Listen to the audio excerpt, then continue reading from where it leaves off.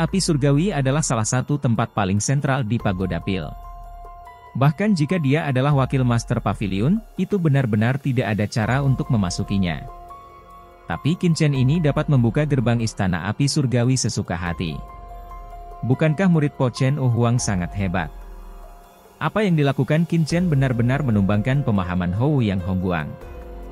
Kamu menunggu di luar pintu, ucap Qin Chen berkata dengan ringan, dan kemudian melangkah ke istana api surgawi. Pintu tertutup, hanya menyisakan Hou Yang Hongguang dan Au Yang Nana yang masih tercengang. Leluhur, apakah kita dalam masalah? Ucap Au Yang Nana tercengang, dan untuk waktu yang lama, dia berkata dengan linglung. Dia tahu betul bahwa kuil Tianhuo adalah tempat yang tabu di Pavilion Pil. Saat ini mereka membawa orang masuk.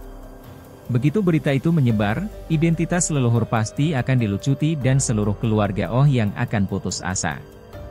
Hou Yang Hongguang berkata, Kita tetap menunggu dengan sabar, karena dia memilih untuk melakukan ini, dia pasti memiliki sesuatu yang dalam.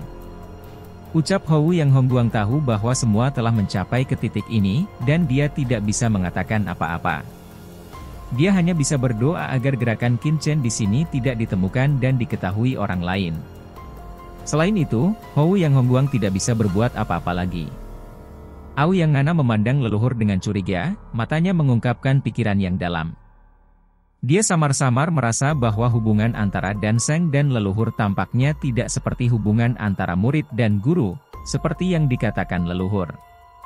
Jantungnya berdetak lebih cepat karena suatu alasan. Aula api surgawi tampak kecil di luar, tetapi begitu dia masuk, apa yang muncul di depan mata Qin Chen adalah ruang luas yang tampak seperti langit berbintang. Di aula ini ada 81 pilar batu mencapai langit. Tiang-tiang batu ini memiliki panjang yang berbeda-beda, dan terdapat pancaran api pada setiap tiang batu. Di batang tubuh pilar batu, berbagai rune terukir. Rune ini mekar dengan cahaya yang unik menyelimuti setiap pilar batu, bagian bawah pilar batu ini mengarah ke bawah tanah yang tak berujung yang menyerap panas bumi dan mendukung pertumbuhan api di pilar batu. Dapat dikatakan bahwa, api paling menakutkan di daratan berkumpul di sini, teman-teman lama. Aku kembali lagi ucap Qin Chen melihat banyak api langit dan bumi. Mendengar suara Qin Chen, nyala api ke-99 dan ke-81, pilar batu melompat dengan panik. Menyala dengan ganas bersorak kegirangan, seolah bersorak untuk kembalinya Qin Chen. Teman-teman lama, tidakkah kalian memberi saya sedikit upacara pertemuan ucap Qin Chen tersenyum. Dia baru saja selesai berbicara, api yang tak terhitung jumlahnya membakar dengan panik, dan segera berkumpul bersama dan bergegas menuju Qin Chen.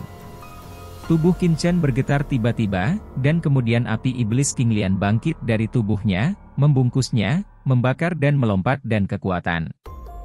Ratusan api segera ditelan oleh api iblis King Lian. Tubuh Qin Chen seperti lubang hitam, dengan rakus melahap kekuatan yang berasal dari ratusan api ini.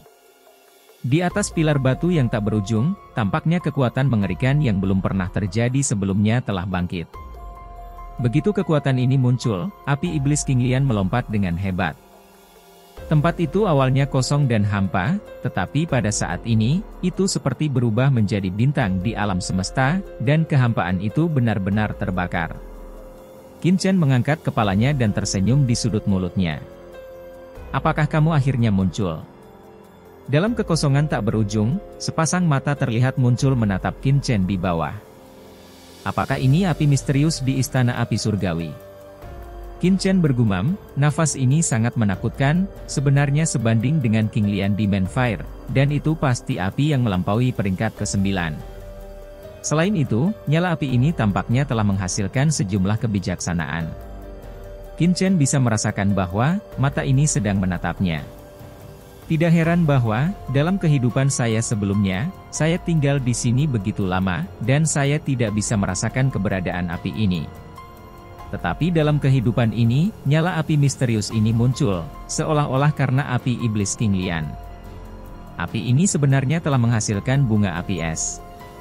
Bunga api ini sangat dingin sehingga kekosongan membeku di sini, di bawah kekuatan ini. Nyala api yang tak terhitung jumlahnya di istana api surgawi bergetar ketakutan, seolah-olah seorang punggawa bertemu kaisar, termasuk api tanah pada ke-99 dan 81 pilar batu. Api yang menyala, semuanya bengkok seolah menyerah, hanya satu nyala api yang tidak menyerah, itu adalah api iblis King Lian. Api iblis teratai hijau membakar dan tiba-tiba menyebar keluar dari tubuh Qin Chen, meledakkan kekuatan yang menakutkan. Ini untuk menunjukkan kepada pihak lain kekuatannya. Kedua api itu bertabrakan dan seluruh aula api surgawi digulung dengan gelombang api yang mengejutkan. Mekar dengan kecemerlangan yang mempesona. Aula api surgawi dibanjiri dengan api yang tak ada habisnya. Itu menelan setiap inci ruang oleh api surgawi sekaligus, dan Qin Chen juga dibungkus di dalamnya. Dingin sekali, api macam apa ini? Gumam Qin Chen merasakan kekuatan api dalam kehampaan, dan kultivasinya terlalu sulit untuk didesak. Dan rasa sakit yang parah mulai datang dari permukaan kulitnya yang terbakar dengan gila-gilaan. King Lian Demon Fear, api misterius ini sepertinya ingin mencoba kekuatan kita. Ayo serang dan mainkan, ucap Qin Chen tertawa mendesak ekaristi abadi yang tak dapat dihancurkan. Seberkas cahaya melintas di atas tubuhnya naik ke langit, dia bisa merasakan arogansi api dalam kehampaan seperti Raja Api menutupi dunia.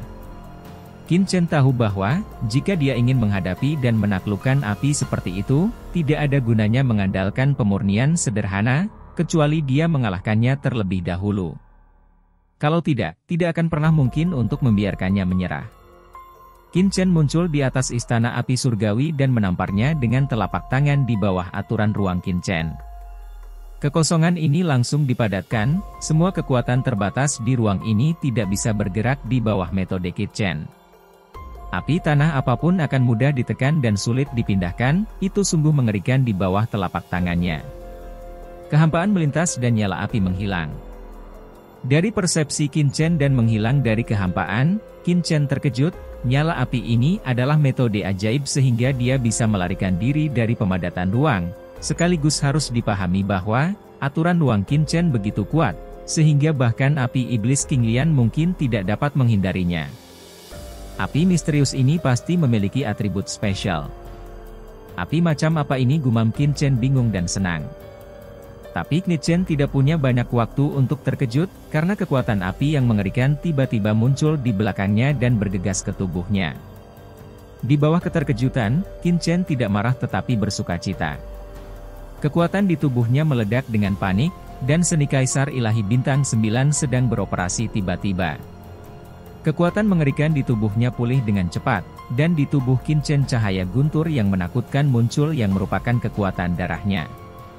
Pada saat yang mengancam jiwa ini, Qin Chen tidak mencari bantuan Lo Yuan, karena dia tahu bahwa, hanya dengan mengandalkan kekuatannya sendiri, dia harus benar-benar menaklukkan nyala api misterius ini dan mendapatkan pengakuan api ini. Dan ketika Qin Chen menghadapi api misterius ini, di Dan Pavilion saat ini, sekelompok tokoh muncul. Pemimpinnya adalah Sui Zhigue, putra suci yang telah diguncang oleh Qin Chen sebelumnya. Dan di depannya ada beberapa pria kuat dengan status luar biasa. Semuanya meledak ketakutan, orang-orang ini adalah sekelompok orang kuat yang dipimpin oleh Wakil Master Pavilion Sui Jiawenchang. Leluhur kamu akhirnya datang, murid ini telah lama mencari, tetapi saya masih tidak dapat menemukan di mana Ouyang Nana dan anak itu berada. Ucap Sui Zhigue dengan hormat berkata kepada Wakil Master Pavilion Wenchang. Dasar sampah. Kamu bahkan tidak dapat menemukannya sendiri, tidak bisakah kamu menggunakan metode lain? Saya menyesal merekomendasikanmu menjadi putra suci sampah seperti kamu. Bentak Wakil Master Pavilion Wenchang melirik Sui Zhigue dengan tidak puas dan berkata lagi. Saya sudah menanyakan bahwa Ouyang Hongguang baru saja mengajukan permohonan memasuki kuil Tianhuo Istana Api Surgawi, dan dia juga membawa Ouyang Nana dalam perjalanan ke kuil Tianhuo. Sui Zhigue terkejut dan berkata, tapi anak di sebelah Ouyang Nana tidak memenuhi syarat untuk memasuki kuil Tianhuo. Ayo pergi ke Istana Api Surgawi, ucap Wakil Master Pavilion Wenchang mengguncang tubuhnya, dan sekelompok orang bergegas menuju tempat Istana Api Surgawi dengan agresif dan kejam.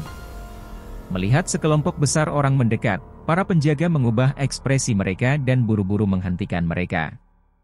Tempat ini adalah tempat aula api surgawi dan tidak ada yang bisa mendekatinya. Ucap penjaga aula api surgawi. Apakah kamu buta? Buka mata anjingmu, dan lihat siapa lelaki tua itu. Suara tua dan acuh tak acuh terdengar, dan wakil Master Pavilion Wencang berjalan keluar dari kerumunan dengan ekspresi dingin di matanya. Wakil Master Pavilion Wencang, gumam banyak penjaga terkejut dan buru-buru memberi hormat. Buka gerbang api surgawi dan biarkan aku masuk. Ucap wakil Master Pavilion Wencang dengan dingin mendengus. Hati Xing Fei menegang dan keringat dingin tiba-tiba muncul di belakang punggungnya. Sebelumnya, dia telah melanggar aturan karena membiarkan wakil Master Pavilion Ouyang Hongguang memasuki istana Tianhuo dengan seorang murid luar. Jika wakil Master Pavilion Wencang menemukannya di dalam, dia pasti tidak akan bernasib baik, dan dia berkata, Wakil Pavilion Wencang, dengan begitu banyak dari Anda tentunya ini tidak sesuai dengan aturan. Xing Fei berkata dengan suara yang dalam. Xing Fei, di depan lelaki tua ini, jangan bertindak ceroboh. Jika orang tua ini tidak salah, Ouyang Hongguang juga ada di dalam. Jika dia bisa masuk, mengapa saya tidak bisa masuk? Sekarang cepat buka kuil Tianhuo, jika tidak, Anda juga harus tahu konsekuensinya. Kata-kata wakil Master Pavilion Wencang jatuh di telinga Xing Fei, dan hati Xing Fei tiba-tiba tenggelam. Dia juga tahu bahwa, apa yang dikatakan wakil Master Pavilion Wencang adalah kebenaran. Wajah Xing Fei menjadi pucat, dan dia berkata, Wakil Master Pavilion Wencang, silakan ikut dengan saya. Ucap Xing Fei tidak berani menghentikannya dan buru-buru membuka gerbang luar kuil Tianhuo. Saat ini, di dalam aula api surgawi, Ouyang Nana yang merasakan kekuatan api dari luar terkejut dan menoleh dengan tergesa-gesa. Setelah Ouyang Hongguang mendengar suara pintu terbuka, ekspresinya tiba-tiba berubah. Pada saat ini, seseorang akan memasuki kuil api surgawi. Dia menoleh dengan tergesa-gesa dan melihat sekelompok orang sudah berdiri di pintu. Pemimpinnya ternyata adalah wakil Master Pavilion Wencang. Tidak baik. Ini sudah berakhir, gumam Ouyang Hongguang berkeringat dingin di sekujur tubuhnya. Wajah Xing Fei juga berubah, dan berkata dengan suara bergetar. Wakil Master Ouyang Hongguang, di mana pemuda tadi yang masuk bersamamu? Xing Fei, apakah kami melakukan kesalahan? Pemuda yang mana? Hanya ada kita berdua di sini. Ucap Ouyang Hongguang berkata sambil tersenyum. Meskipun dia cemas di dalam hatinya. Karena itu sudah terjadi, dia hanya bisa bertahan. Sui Zhigue terus mencari di lapangan dengan matanya, tetapi menemukan bahwa tidak ada jejak Qin Chen sama sekali. Dia mengerutkan kening dan berkata, Leluhur, anak itu memang tidak ada di sini. Mata wakil kepala Pavilion Wencang tenggelam. Penampilan Xing Fei telah mengkonfirmasi tebakannya, pemuda itu pasti dibawa ke istana api surgawi ini sebelumnya. Bagaimana mungkin dia tidak ada di sini? Pasti ada yang aneh.